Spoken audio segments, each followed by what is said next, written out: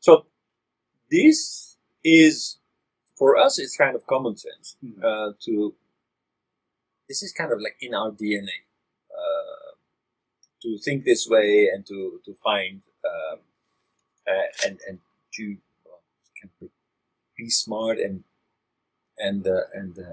follow an argumentation and roll out your premises and try to persuade people based on these arguments.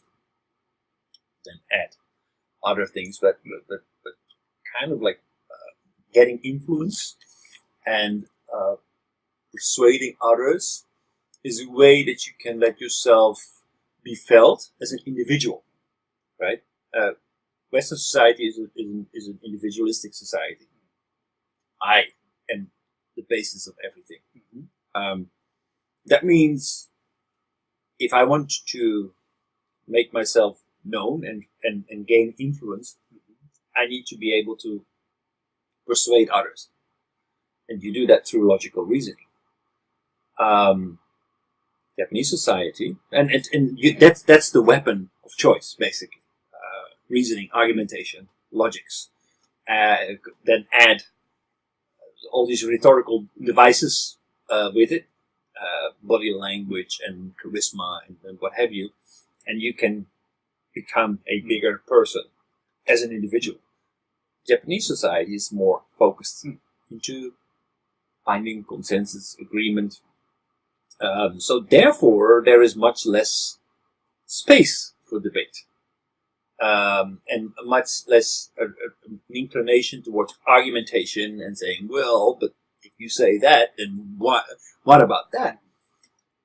That means that since Japan is rather unique in this sense, they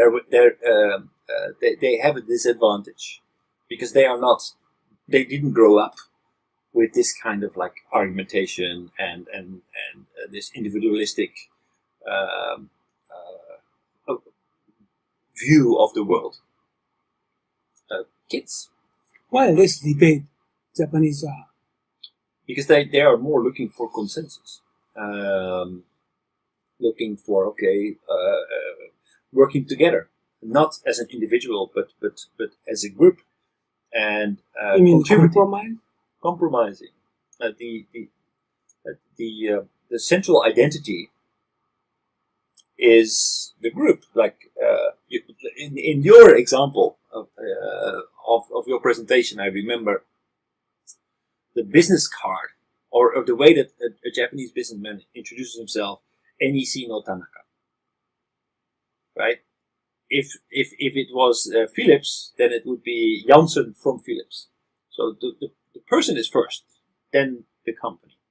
So it's a person that enters the negotiation, not the company.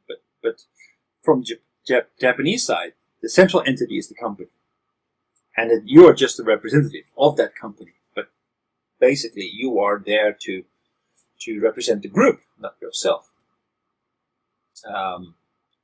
So just to show how big the gap is, these kinds of like argumentation and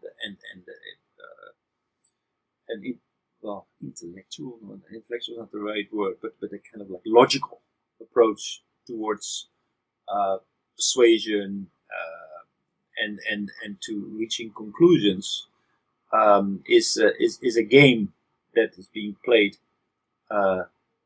much more in Western society than in Japanese society.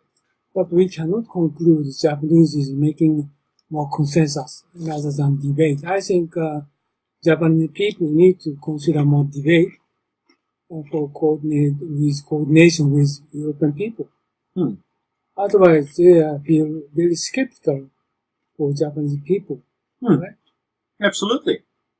I think that when you say there is no respect for Japanese people from Westerners, I think it's basically it's especially on moments like this when there is when the view of the reality from the Western side completely misses the view of the reality from the Eastern side. And therefore they think like, oh, what are these people talking about? We are not talking about these details yet, or we haven't even reached a conclusion about this and you're already focusing on that.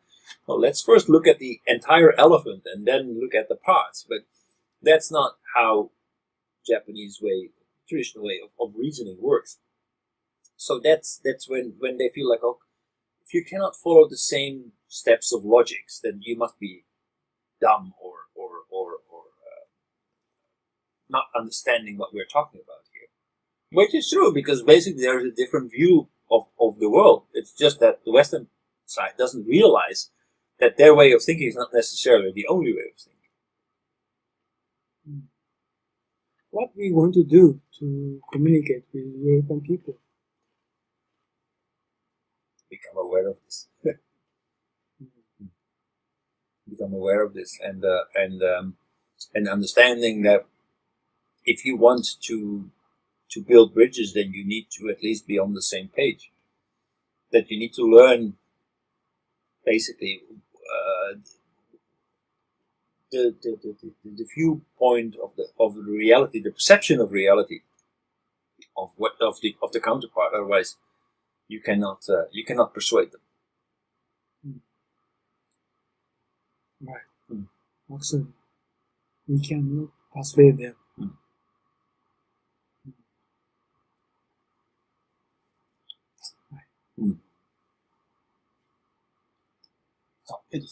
I think Westerners hypothetical thinking, that's a very good method.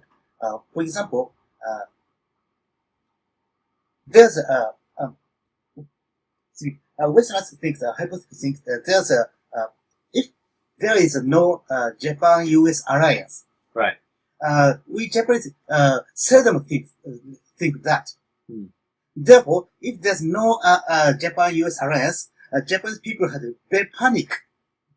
But the Westerners think if there's no US-Japan alliance, how to do it? Right. We should do it. Right. There's Westerners thinking. Right. For example, before the World War II, US make a color code strategy. For example, orange code is for Japanese anti-Japanese strategy. US make a United Kingdom strategy, anti-German strategy. US make many hypothetical thinking. Right. That's a very strong A blueprint. Yeah. Blueprint for action. That Yeah. in turns that goes that this kind of like scenario comes into play. Yes. So at the moment when that happens, there is no time to think anymore. You need to execute and follow a plan. And not one of the reasons why so many people lose money on the stock market, emotions. Emotion. Their strategy is not based on strategy that is decided prior to the things occurring. So a good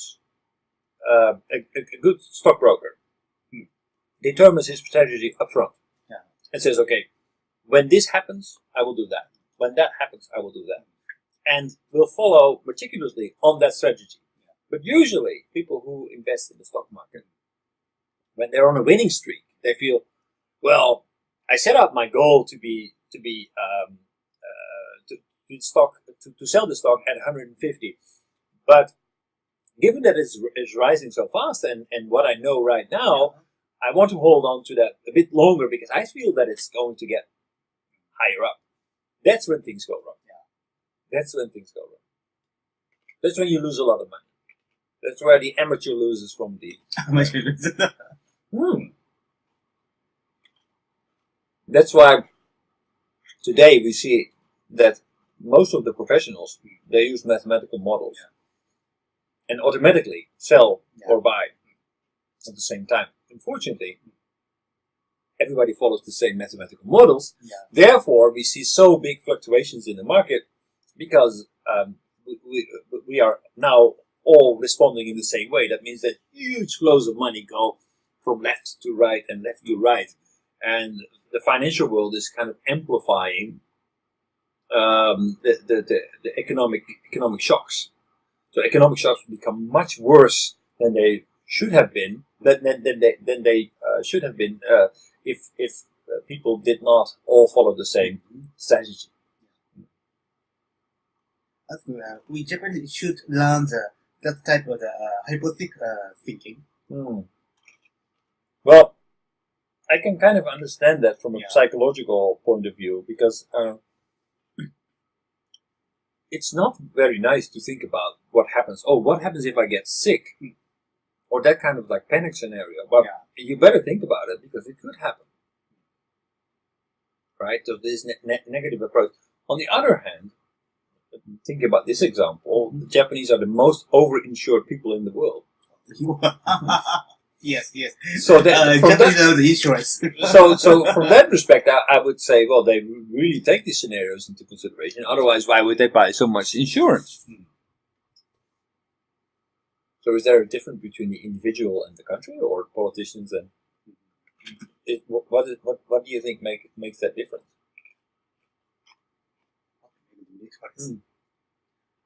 For Japanese, join the minimum insurance. That's to avoid the risks. Right. Just that's it. To avoid the risk. Okay, so it's.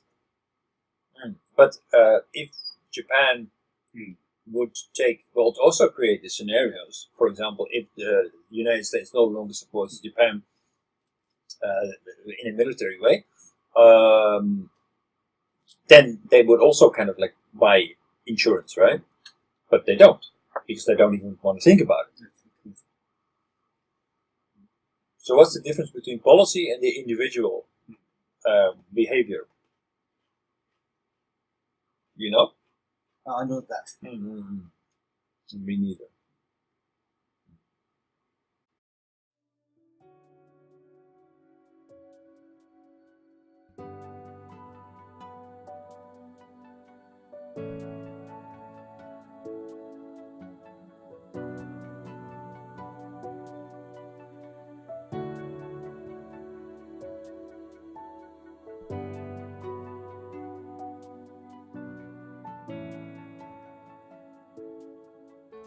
はい、皆さんこんにちは、雲野です。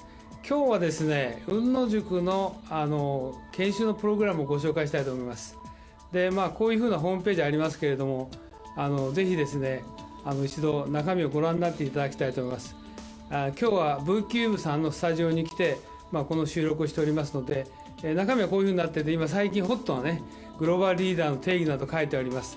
で、特に経団連が作成しました留学すれば英語ができて専門性を持つというだけではですね、グローバルリーダーになれないとここに書いてありますようにですね、仕事ができる、専門性を持つ、英語ができるだけじゃなくてですね、私どもの塾ではリベラルアースということ、それからもう一つは孫子の兵法、さらにはですね、日本の歴史というものを合わせて教えることによって皆さんが海外の欧米の方々と、もしくは華僑圏の方々と正々堂々と渡り合えるような人物を育成しようというふうなことを考えています。ここに次のスライドが出ておりますけれども、ここに書いてありますのはですね、さらに、私どもの雲野塾の中身につきましてはですね、欧米の資料しか使っておりません。また実際に雲野塾は英語でやっておりますので、英語の講師がこう話しておりますけど、学習はですね、日本の歴史をまだ教えてますので、学習の午後はですね、日本のプログラムをしております。で、以前はこれ有料だったので、今はですね、実際に会場費も取っていただいておりませんで、毎回5000円ということで、朝9時から午後5時までやっておりますので、ぜひ皆さんですね、ご検討の上ご参加いただければと。英語のできない方もですね、学習の午後こういうふうな検証をしておりますので、ぜひご参加いただければというふうに思っておりますので、よろしくお願いします。で、ここにさらにですね、グループ討議とか実務の勘どころを教えると書いてありますけど、実際には私が10年ほどですね、欧米の新聞とか雑誌等をですね、集めてきた、もともと英語のベースでございますので、そうしたものをですね、50セッションのテーマに分けて資料作成しております。そういうことで、世界のオペレーション、もしくはカントリーリスクも含めてですね、しかも世界のトップの方々に対してもいろいろな分析とか洞察をしてですね、議論をしております。そういったことも含めてですね、今後ともよろしくお願いしたいと思います。